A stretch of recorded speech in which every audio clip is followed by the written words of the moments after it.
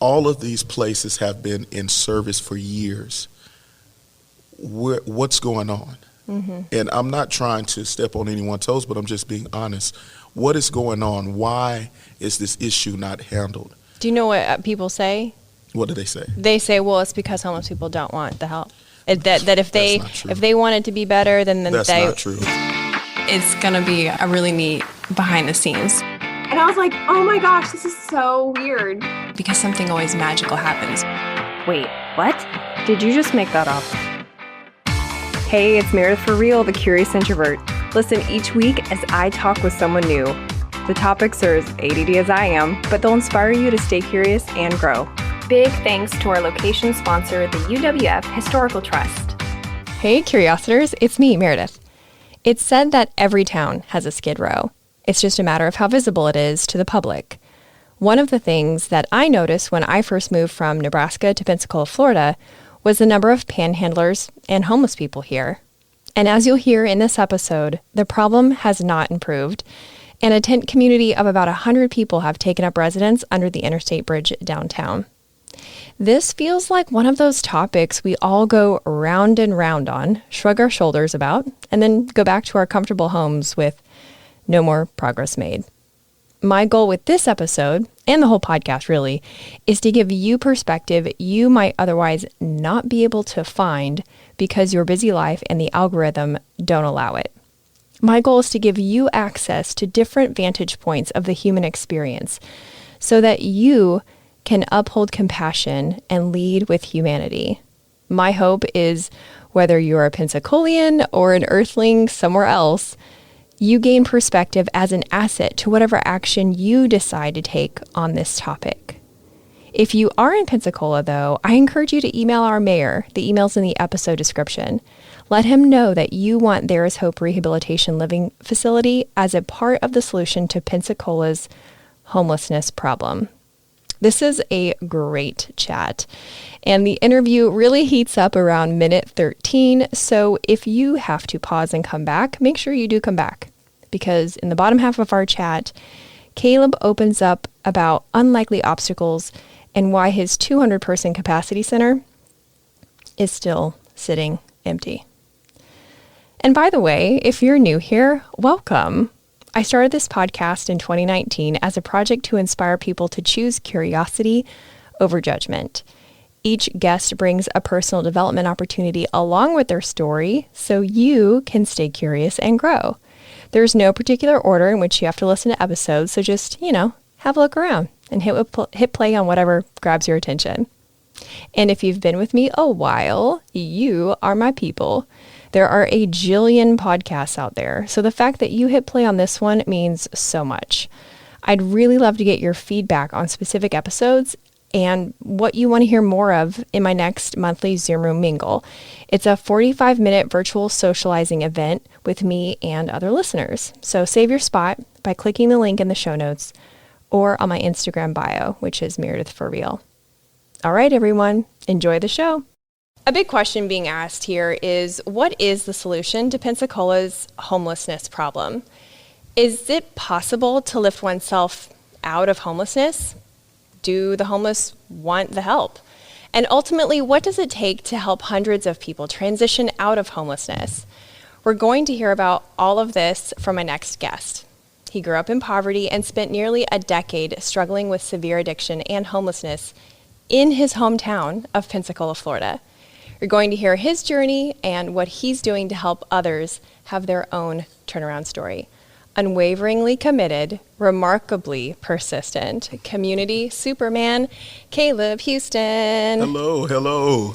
Welcome to the show. Hey, I'm glad to be here, I tell you. Thank you so much. I'm so glad that you were able to make time. You are a busy man doing a lot of things. Yes, ma'am. And we've got a lot to dive into today. Absolutely. But I really would love to start with your story. So you were not someone removed from poverty growing up. That was not a foreign concept to you, correct? No, it wasn't.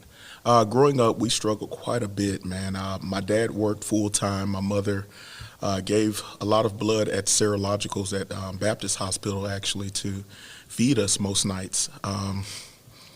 It was hard, I remember filling the tub with water, because we knew the water would be off that week, buying candles because we knew the lights may be off that month, eating mayonnaise sandwiches. I mean, it was horrible. I look back sometime and all I know it was God that brought us through, car repos, evictions. It was tough. Yes, ma'am. And then after you became a young adult, you yourself experienced some addiction and homelessness. How did that happen? How does one go from having a home to not in your situation? Okay, so like I say, growing up it was rough, but what ended up happening, football was my outlet. I loved football. I had dreams of going to the NFL. I just wanted to get my family out of poverty, and help people. That was all I wanted to do, and be a positive role model. And so I found myself in trouble in school. I ended up getting kicked out of school. And they kicked me out for 2 years, which really put me in a bad position because I was just going into the 10th, so only had like 2 years left other than 12th grade. And typically in football, you have to get some time in there to get your position and make a statement for yourself. So I dealt with a lot of doubt, a lot of insecurities. I didn't know what to do. At that age, when you're kicked out of school, I was like 15, I think, and I remember I didn't know where to turn because football is all I knew. That's all I wanted. I worked out daily. I played. I practiced. And I desired to be the best. And when that was taken away from me, I feel like that is what left a void in my life. And I turned to drugs. I started first selling. I was trying to run the streets and be like the other drug dealers and stuff. And then I found myself using. And when I started using is when I started crashing. I was burning bridges, family turning away from me because I would steal and rob and take. And so that's what led me down that path. I feel like just a desire to want to play and just couldn't. I would watch it on TV and I just would turn the TV off, because I felt so incomplete, if you will, So was it the addiction that caused you financially to be in a situation that you were in? Absolutely. I actually ended up having a kid out in Texas, and because that's where I was trying to pick up the game of football again. To no avail. That didn't work out. And me and my kid's mother, we got together and we had a baby, and I kept messing up.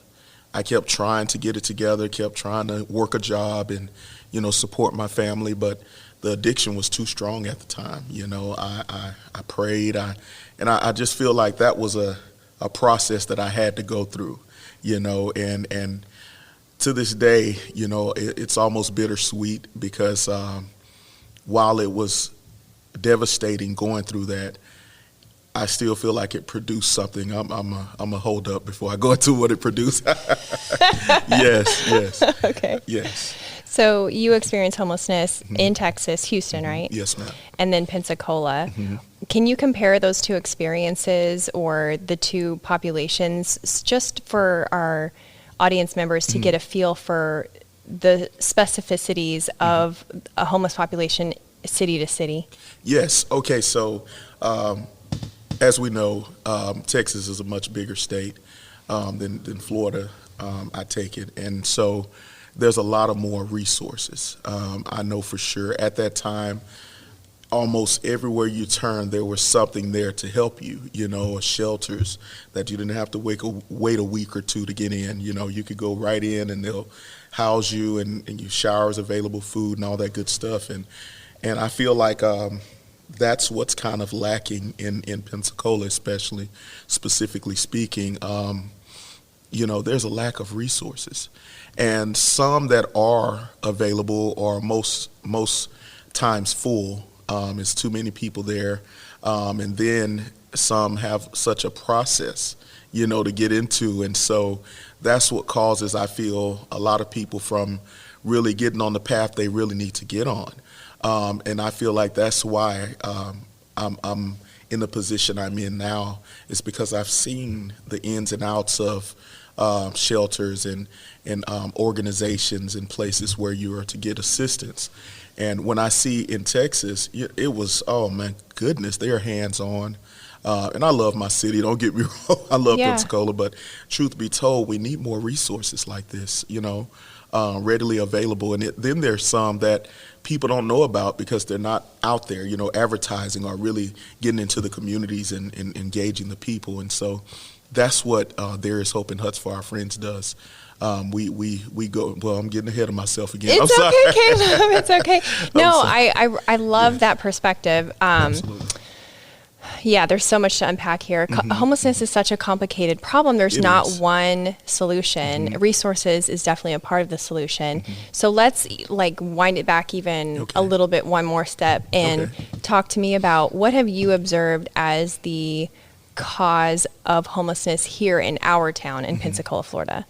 Well, that's a good question. I've observed a lot. Do you see any patterns? Yes, I see a lot of patterns. Do share with the good Yes. people of the internet. What do you see? Meredith's gonna give me in trouble. No, but I'm not going to yes, get you in trouble. Yes, but truth be told, and I must stand on the truth. There is so much political. It's almost like a political arena.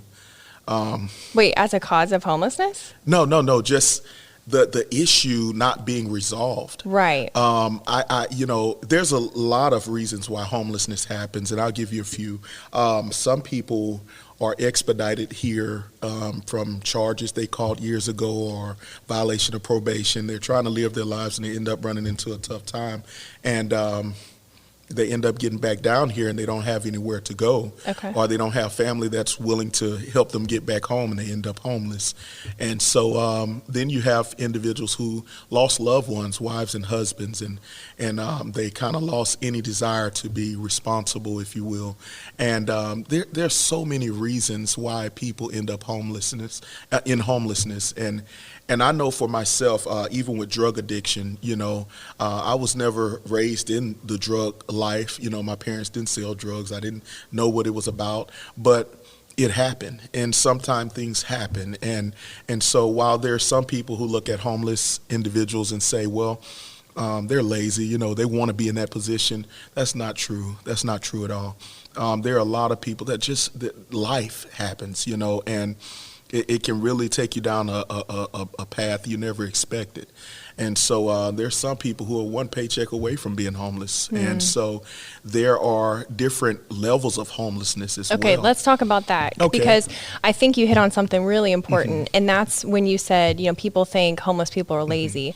And when I've been kind of unofficially polling different Right. random people that I've done, Right. like, hey, I'm going to do this interview with this guy, Yeah. and let's talk about this, because they have freedom to give me their honest feedback. And some of the feedback that I'm getting is a real triggered response around, the homeless problem, even those words. But I was talking to someone the other day about it is related in part to the unemployment problem. And so however you have to frame it, there will always be people who don't want to put in the work. Right, We were just talking before we started recording about how you're putting in the work with fitness. Yes, And yes. there was a time where you weren't doing that work for whatever reason, right? So there will always be that group of people, and every population says I. Right. That's my feeling. But I think what happens is, and why people get so triggered is the lower working class people that were one paycheck away and did whatever it took, whatever that means, to not be homeless and to work themselves up.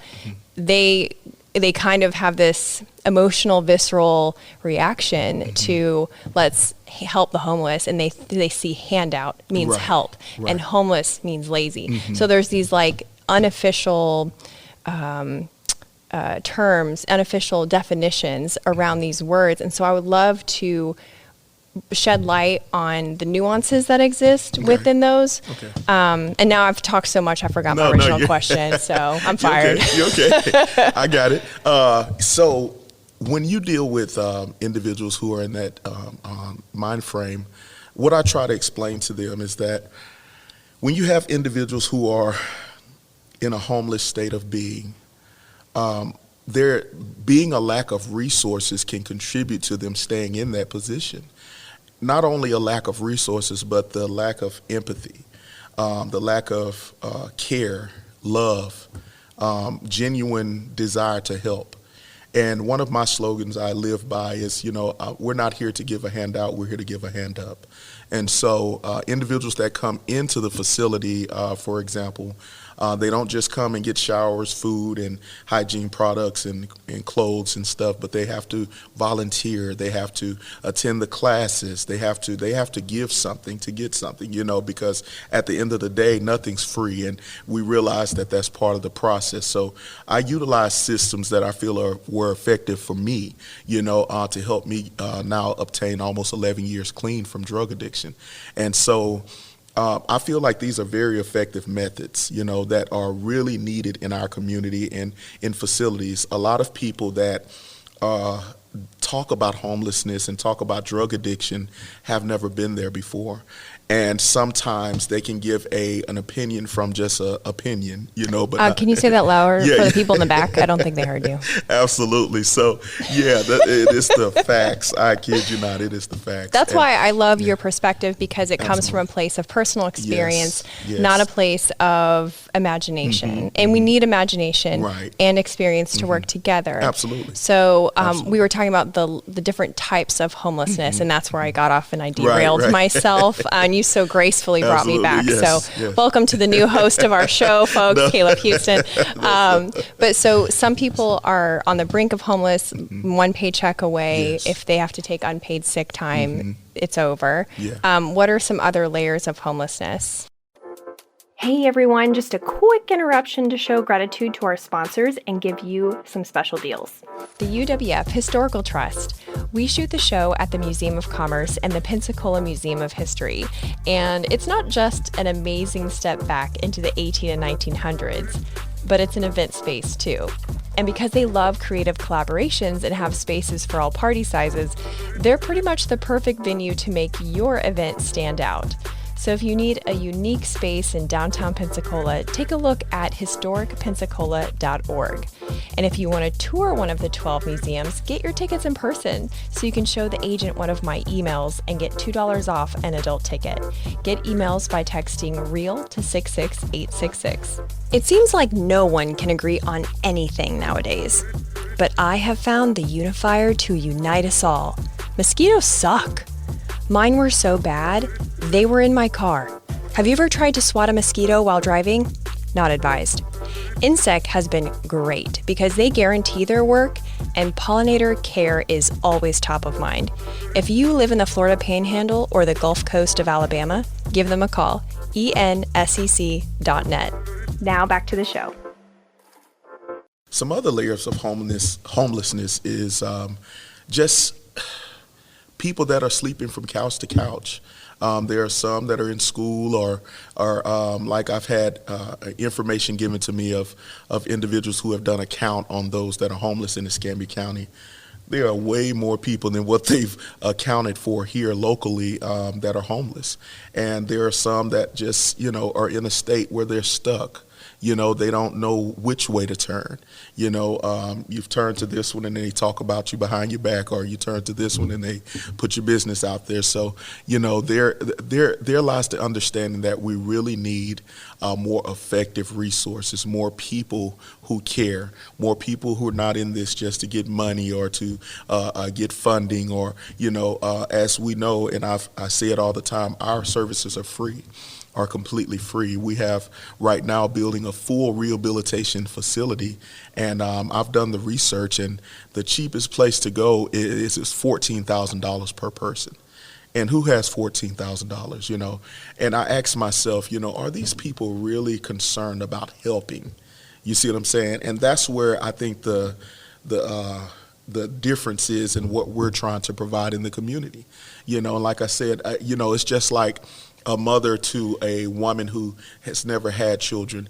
You can share with her very intimate and in detail information about the process of pregnancy, the process of having a baby, and what it feels like to want to be emotionally tied and the love for that child. There's nothing nobody can share with you that you've had that experience. And that's the same thing with myself when it comes to drug addiction.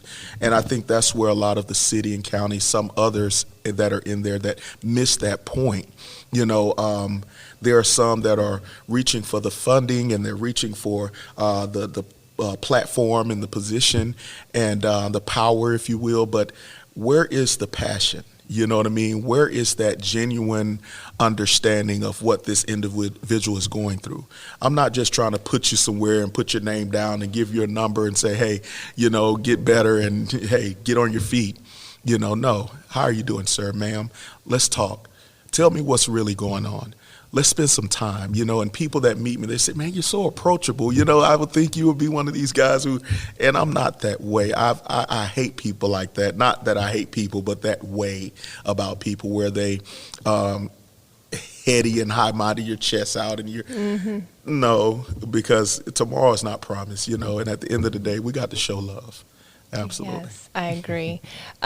So you talked about some of resources being one of your key focuses on the solution for Pensacola, Florida.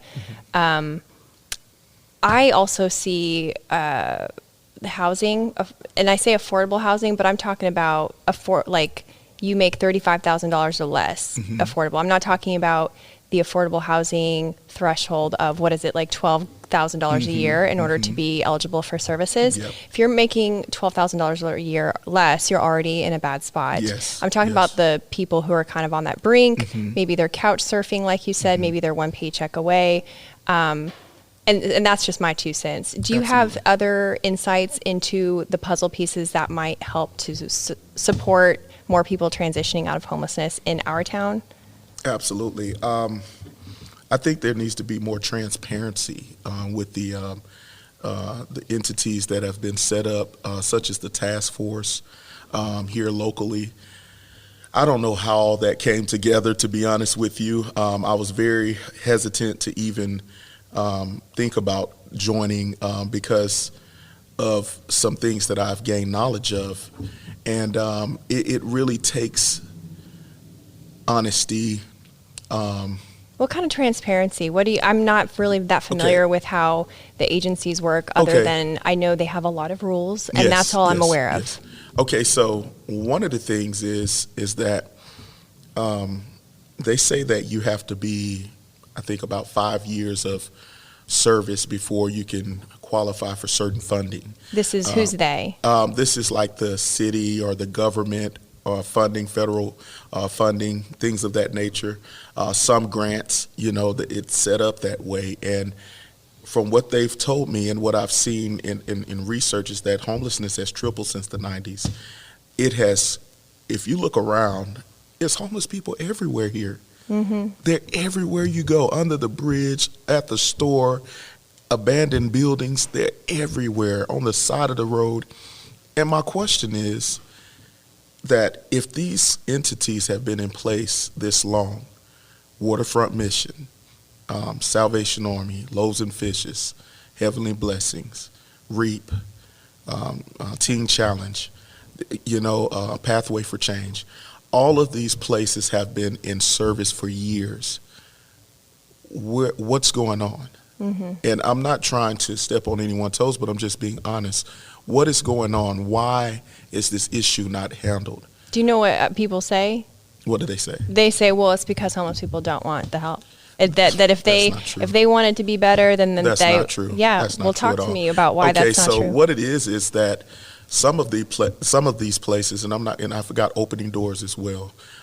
Some of these places, and I won't call any names specifically, but they're not at all in position or equipped to necessarily give the right and effective treatment that these individuals are in need of. That's why I've had individuals I've actually tried to pay for to go in some of these places. They say, Caleb, I'd rather sleep outside.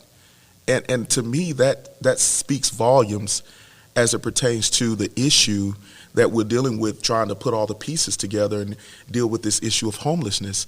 If you have individuals who had a place such as, and I'm not trying to toot my own horn, but beep, beep, at the end of the day, There Is Hope can house over 200 people. We have volunteers and staff who are equipped and ready, certified psychiatrists, nurse practitioners, counselors, ministers, teachers that are ready. They're signed up and they're ready. We have a facility that is providing drug and alcohol counseling, mental health evaluation and therapy, life management skills, culinary arts, financial literacy, just a host of classes to help these individuals. And we have a structure in place that I feel is going to be very effective and intriguing, because that's what I feel it takes. You can't just put people in this structured environment when they have spent 15, 20 years out here living to survive. They all they know is getting by and scramming and scrounging, trying to make things happen. What is it about There Is Hope that is unique? What's unique is I have some incentives. I have some things that I feel will really connect with the people, not just housing every day and not just go out to work, but also, small time incentives such as, 3 weeks clean. Let's do a ceremony for this amount of people and present them with a plaque, with their name on it. It blessed me. I got my first award ever from the NAACP. And to God be the glory. And when I tell you it was my first, and it meant the world to me, I held it for like 2 hours just holding it, because people don't know how much that means to another person. If you have a facility full of less fortunate individuals and they're receiving plaques and trophies and things, that can make them feel like they can actually accomplish this. So I feel like that's what's needed. I know the end of being a drug addict, and I know the end of being off of drugs. And so I feel like together with those two powerful experiences, I'm able to really engage the people and help them in a positive way. I mean, what you're talking about is dignity. Absolutely. Yes, as ma'am. an important ingredient, an essential ingredient. Yes. Okay, so you have a volunteer back program, which I'm not aware any other facility does. That's unique. Right, absolutely. You have a myriad of in-kind donation services through local professionals. Yes, ma'am. And you have, and we'll call it a dignity first approach. Yes. So why do we still have 100 people living under the bridge? Okay, so right now we're waiting on our sprinkler system to be put in. Unfortunately, the drawings of our interior building was blurred. It was completely, you couldn't even read any of the measurements. So they had to redraw all of that up and get all the measurements redone. And my architect will actually be there tomorrow to finalize that.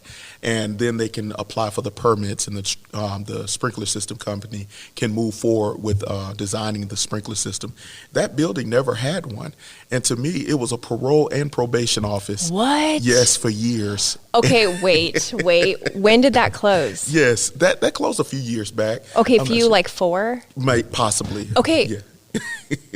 So if it's not, Yes. okay, so if a sprinkler system is important. Right. But my point is, like, we got a problem. Apparently, I think homeless people say we need to take care of the homelessness problem in Pensacola. Right. What they're not saying is we just don't want to see it. Yeah. Right. Yeah, and so suddenly we can see it, and it's an alarm Yes. going off, like you said. So it's I'm just curious, why are they like, you need a sprinkler system when it wasn't there before, and it's like a state of emergency? Like, Right. why don't they just? I mean, I want everyone to be safe, but I'm just saying, Absolutely. like, suddenly they're looking at the details of the rule book for Yeah. you. I kid you not. It's you would be amazed at the codes and the permits and the red tape that they have put in place. To me, and I had a conversation recently with a gentleman, and this kind of puts it all in a nutshell. If we had certain areas in Pensacola with the huts, for example, my plan was to put 50 huts with the infrastructure in the front for showers, restrooms, and classrooms. If we were to put 3 of those in Pensacola with 50 huts on each, that would most definitely deal with the vast majority of the homeless. Okay. A lot of cities don't want to do that. Why? Because it takes away from bail bondsmen, it takes away from the head count in jail, it takes away from medications, because if more people get well, the less money will come into our economy when it pertains to hospitals and drugstores and pharmacies and all that kind of stuff. It'll really put a dent in it. And so, in a nutshell, to me, I feel like if they really wanted to help people, they would help people. You know, that's why I don't like going to all these meetings, and I hate it with a passion, because we're sitting in suits. Y'all getting paid. I'm not getting paid, okay, Right. to be here. They're getting paid every day. And one of the questions has risen many times is, if some of these agencies weren't getting paid, would they still be helping the less fortunate? And I haven't worked a job in 2 years. And so it's been because my passion overrides my, desire to do anything else, and I just live on faith and prayer. And so with that being said, I look at it and I say, this whole setup, I feel like, truth be told, people really don't care. They don't care. They don't care. It's about money. Some people are in it for a name and for to be in the spotlight, or to, just different reasons. And it's very obvious, and so, I have to ask myself, what next? What should we do? I've talked with Michael Kimbrough, who's a friend of mine at the Washburn Center. We went out to have coffee the other day after a radio show, and he told me, he said, Caleb, for years I have been fighting to get the city to help and to do this and do that, and it's been a cycle, and I just think about it and I say, that's why I'm pushing so hard, because I really, really believe that with God, He is going to provide everything we need to help these individuals. I see them every day. I'm not talking about opinions and thoughts about it. I see these individuals daily, and multiple people, whether it's there physically or inboxing on Facebook or call, and they want help. But they want real help, They don't want to be somewhere and, people are just there to take their food stamps or take their funding, for monthly check, or to control them, or to make them feel like they're, less than. And this is what has been the issue. I've seen some of these places. I've been in them years ago, and it's real. And that's why I feel like that's going to be the turning factor in how things roll with There Is Hope and Huts for Our Friends. And I teach my team often, treat people the same. I don't care if someone is urinating on themselves or if they have an Armani suit on. Treat them the same, because the Bible says, don't forget to entertain strangers, because you may be entertaining angels unawares. And I believe that. And these are God's people. The Bible says in Matthew 25, I'm sorry, I don't mean to preach, but I got to get a scripture here. Well. Listen, yes. So it lets us know, man, that, we as a whole, man, we got to love people. Yeah. We have to love. So who's the city? Because, people are listening to this, hopefully a lot of people, right? And what I have observed is that when there is public demand, there is a shift of some kind, right? Like, otherwise, why would we have fluoride-free toothpaste? Right, I mean, right. that's the dumbest example, but if it can happen in the dumbest example, Right. then all it takes is enough people pushing in the right direction That's right. to make movement. So, my friend Caleb, Yes. I just lost audio. Where do we need to push in order to make this happen? I think we just need to come together, and personal feelings and opinions and thoughts about one another doesn't need to be a factor when it's pertaining to this type of work, this type of ministry. But if the city is the main barrier, like what do we, the citizens of said city who pay the said paychecks of the city officials, what can we do? And give us the most practical, task-oriented directive that you can.